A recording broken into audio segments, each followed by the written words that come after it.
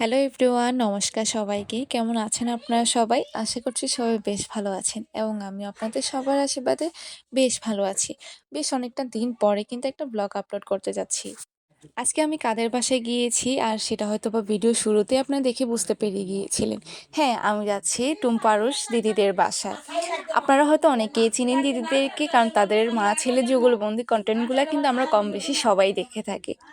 তো যাই হোক, সেদিন খুব সুন্দরভাবে রেডি হয়ে আমরা বের হয়ে যাই। আর সেদিন আমি আমার সাথে আমার ভাইকে আর বোনকেও নিয়ে যাই।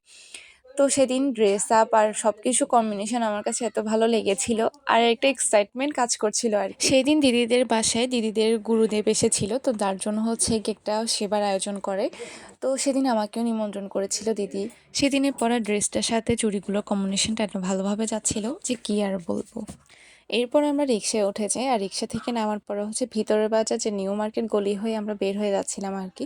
যতই বড় বড় শপিং মল হোক না কেন, ভিতরের বাজার আর নিউ মার্কেটের প্রচলন কিন্তু কখনোই শেষ হবে না, কারণ এটা অনেক আগ থেকে শুরু আর কি এটার। তো যাই হোক, এরপর আমরা ভিতরে বাজার হয়ে যাচ্ছিলাম একটু মিষ্টির দোকানে, মানে জয়গোপালে। মিষ্টির জন্য তো বিখ্যাত জয়গোপাল। তো সেখানে চলে যাই, যেহেতু দিদিদের বাসায় প্রথমবারের মতো যাচ্ছি। আর একটু নিজে কনফিউজ ছিলাম যে কি নেব না নিব, তো ভাবলাম যে না, মিষ্টিটাই নিয়ে নিই, যেহেতু সেবাও সবাইও একটু মিষ্টিটা নিতে পারবে আর কি। তো খুব চিন্তা ভাবনা করে গিয়ে এবার মিষ্টি নিয়ে নিই। দেন এরপর আমরা আবার রিক্সায় করে দিদিদের বাসার উদ্দেশ্যে বের হয়ে যাই। ফেনী শহরের প্রতিটা আনাচে কোনাচে একটা ভালোবাসা কাজ করে, একটা স্নিগ্ধতা কাজ করে। আমার শহর, প্রাণের শহর ফেনী। ফেনীর মানুষ কিন্তু আতিথেয়তার দিক থেকেও কিন্তু সেরা, একদমই সেরা, মানে সেরা সেরা কিন্তু। মানে এটা শুধু যে নিজ শহর বলে বলছি এমনটা না, এটা আসলে যারা এসেছিল তারাই জানে আসলে ফেনীর মানুষ কতটা আন্তরিক, কতটা আতিথেয়তার দিক থেকে সেরা হয়। দিদিদের বাসার খুব কাছাকাছি আসার পর ভিডিও ক্লিপগুলো নিয়েছিল ভুনু। আর একটা হাস্যকর কথা কি জানেন, আমরা যখন গিয়েছিলাম তখন এক বেচ গিয়ে প্রসাদ নিয়ে উঠে গিয়েছিল, ঠিক তখন আমরা বাসায় ঢুকি আর কি। মানে এতটাই আমরা লেট পারসন, মানে আমি সবচেয়ে দেরি করে বের হয়েছি, ভুনু কিন্তু সময় মতো বের হয়েছিল। আর যাওয়ার পরে বিশ্বাস করেন সবাই, মানে যে একটা সুন্দরভাবে যে কথা বলতেছিল, এটা অনেক কিছু আমার জন্য।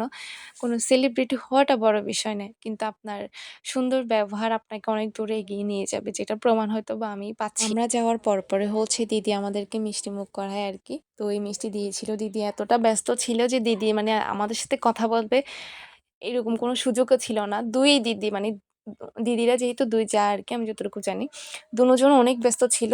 আর ওনাদের আতিথেয়তার কথাবার্তা এত ভালো, মানে হয়তো বা কম হয়ে যায়, বললেই কম হয়ে যাবে আর এখানে আসছিল ওরা কথা বলার জন্য আমার সাথে, ওরা নাকি সবসময় আমার ভিডিও দেখে আর কি। এরপর আমরা একসাথে প্রসাদ খেতে বসি আর কি। আর সেদিনের প্রসাদ প্রসাদ এমনিতেই অমৃত, ভগবানের সেবায় পূজিত প্রসাদ এমনিতে অমৃত, কিন্তু সেদিন আরো অনেক বেশি মজার ছিল প্রসাদগুলো আর কি। যদি এটা বলা ঠিক নয়, মানে কি বলবো, অমৃত ছিল পুরা কথা, মানে একদমই অমৃত ছিল। সেদিনের প্রসাদে অনেক অনেক আইটেম ছিল, যেটা আমি বলে হয়তো শেষ করতে পারবো না, আর এই মুহূর্তে আমার সবগুলো মনেও নেই। আর সবশেষে গিয়ে ভগবানের সেবায় দেওয়া যে দই ছিল, সেটা আমরা প্রসাদ হিসেবে পাই আর কি। এরপর আমরা প্রসাদ পাওয়ার পরে একটু ছাদ থেকে ঘুরে আসি। ছাদে যাওয়ার পর তো অনেক অনেক ছবি ভিডিও তুলি। ছবিগুলো বেশ কিছুদিন আগে আমি পোস্ট করি আর কি, কিন্তু আমার ফোনে একটু প্রবলেম থাকার কারণে আমি ভিডিওগুলো এডিট করতে পাইনি, তো যার জন্য এত লেট করে আমি ব্লগটা আপলোড দিচ্ছি আর কি। আর দুই যা, মানে দিদি আর দিদির যা, এত ভালো তাদের মানসিকতা, আন্তরিকতা অনেক ভালো, অনেক ভালো বলে কম হয়ে যায়, বললেই কম হয়ে যাবে আর কি। আর এখানে কি একটা খুব একটা মানে হাস্যকর একটা সিচুয়েশন তৈরি হয় আর কি। যদিও এটা অনেক বড় কিছু আমার জন্য, তবে আসলে এটা আমি পাওয়ার যোগ্য কিনা তা জানি না। তবে আপনাদের ভালোবাসা আমি স্নিগ্ধ, সত্যি মানে এতটা পরিমাণ ভালোবাসা আমি পাবো আমি কখনো আসলে আশা করিনি। অনেক কিছু, অনেক কিছু আমার জন্য, এগুলো অনেক কিছু। আপনাদের ভালোবাসা যেন আমি সবসময় এভাবে অর্জন করতে পারি, সেই রকমই আমি চেষ্টা করবো আর কি। যখন কোনো বিপদে আপদে আপনাদের ভালোবাসাগুলো সবসময় আমার অনুপ্রেরণা হিসেবেই থাকবে। এখানে আরস আসছে আমার কাছে অটোগ্রাফ নেওয়ার জন্য। মানে এই ছেলেটা এত বিচ্ছু, মানে ও সামনাসামনি কিন্তু একটা কথা বলে না, ও ভিডিওর মধ্যে যতটুকু দেখবেন মানে ওটাও অন্যরকম, ভিডিও আর বাস্তবে কিন্তু ও একদমই ডিফারেন্ট।